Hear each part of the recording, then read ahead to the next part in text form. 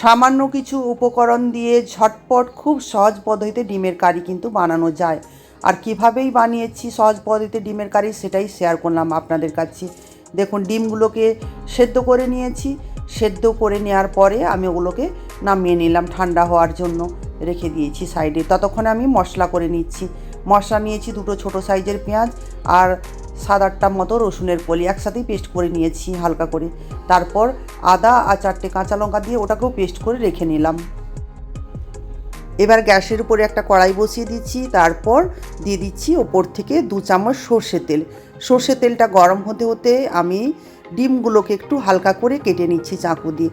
হালকা করে কেটে নিলে কি হয়, ডিমের ভেতরে লবণটা চলে যায় আর মশলাগুলোও চলে যায়, তখন ডিমের কারিটা কিন্তু খেতে টেস্ট লাগে অনেক।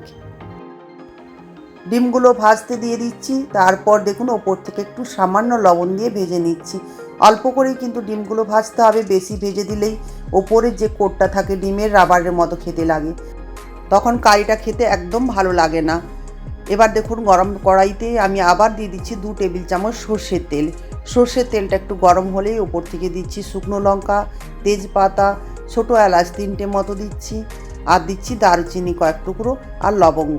সব কিছুকে একসাথে একটু ভেজে দিয়ে তারপর ওপর থেকে দিয়ে দিচ্ছি যে আগে থেকে মশলা করে রেখেছিলাম পেঁয়াজ বাটাটা দিয়ে একটু ভেজে নিচ্ছি।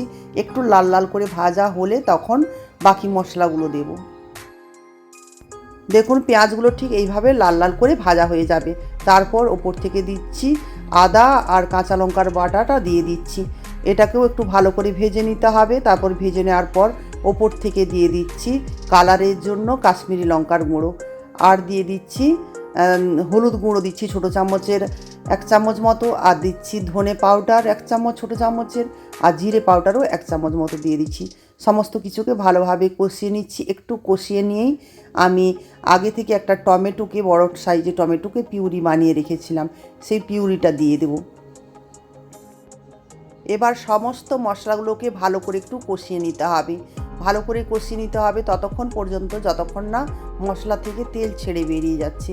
মশলা থেকে একদম তেল ছেড়ে বেরিয়ে গেলেই ভাববেন মশলাটা কষানো হয়ে গিয়েছে। এবার আমি ওপর থেকে দিয়ে দিচ্ছি ভেজে রাখা ডিমগুলো দিয়ে একটু 2 মিনিট মতো ভালো করে একটু কষিয়ে নিচ্ছি। কষিয়ে নেওয়ার পরে ওপর থেকে দিয়ে দিচ্ছি গরম জলটা আমি আগে থেকেই করে রেখেছিলাম। সামান্য পরিমাণে যতটা গ্রেভি খাবো সেভাবেই আমি জলটা দিচ্ছি। বেশি আমি গ্রেভি রাখবো না, তাই অল্প করেই জল দিচ্ছি।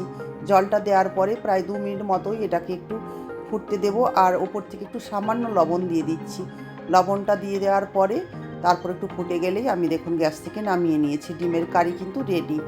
খুবই সহজ পদ্ধতিতে বানালাম ডিমের কারি। এভাবে আপনারাও বানিয়ে দেখতে পারেন, খেতে কিন্তু ভীষণ ভালো লাগে।